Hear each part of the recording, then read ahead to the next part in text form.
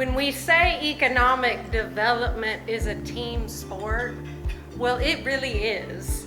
And sometimes you're in the starting lineup, and sometimes you're in the bullpen. When we talk about the Upstate, we are in this magnificent region between Atlanta and Charlotte. We are in one of the fastest mega regions in the United States. We are fortunate with where we are.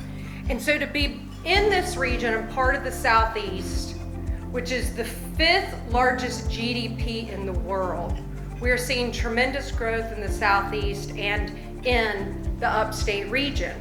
This map right here shows how site consultants and companies often see the Upstate, at least initially.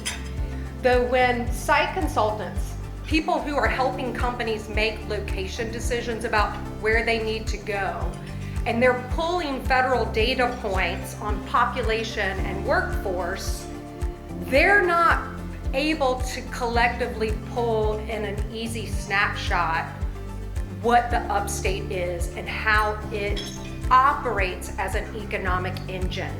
So that's one of the reasons that teamwork is really important. Together, this region has a population of more than 1.5 million people. You can reach 100,000 consumers in a day's drive. You've got more than 2,000 manufacturers that have the footprint here in the Upstate. What's good for the Upstate and Anderson is we are having tremendous growth in people moving here. Now with that comes, we need new homes. We need new infrastructure and those pieces. South Carolina is the 3rd fastest growing state in the US. We are seeing a population shift to the Southeast that will provide talent for our companies. The other piece that has typically been very strong in South Carolina in the Upstate is building the technical pipeline through our colleges. So one of the highlight pieces that show the strength of our technical college system that's really resonating with companies and resonating with site consultants right now is the focus on free tuition for in-demand jobs. And so the original scholarship funds started in 2021. And during that year, there was $12 million provided for these scholarships, which could train and retrain up to 5,000 workers. In July of 2022, an additional $25 million was added.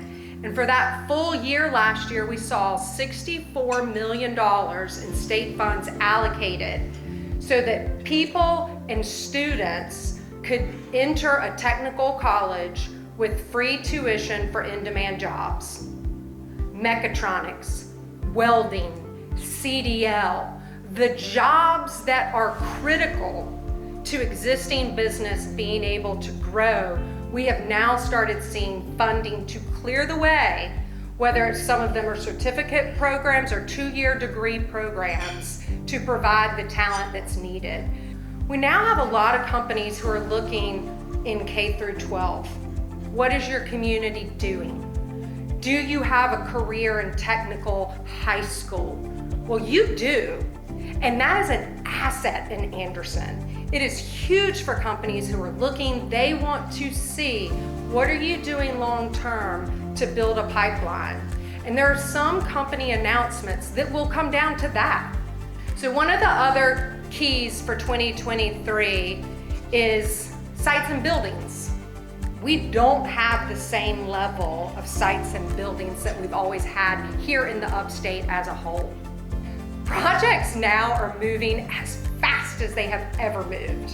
And sometimes we'll get an RFI and they want the buildings 2 days from now, 3 days from now. Well, then they might want to come in and explore your community 2 weeks from now. And when they come, they want to see your site.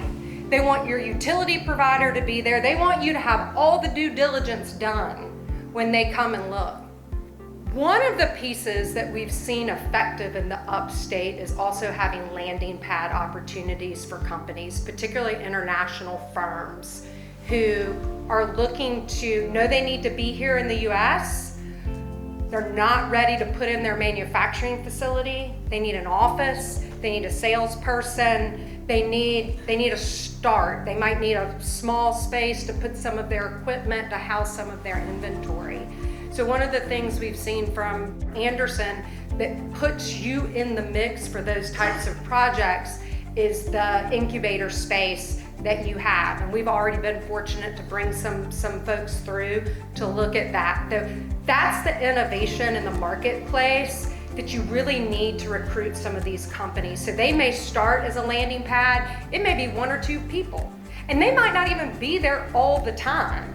Well, when they're ready to build, they're gonna look to you before they go anywhere else. The overall energy demand is expected to grow by as much as 60% by 2030.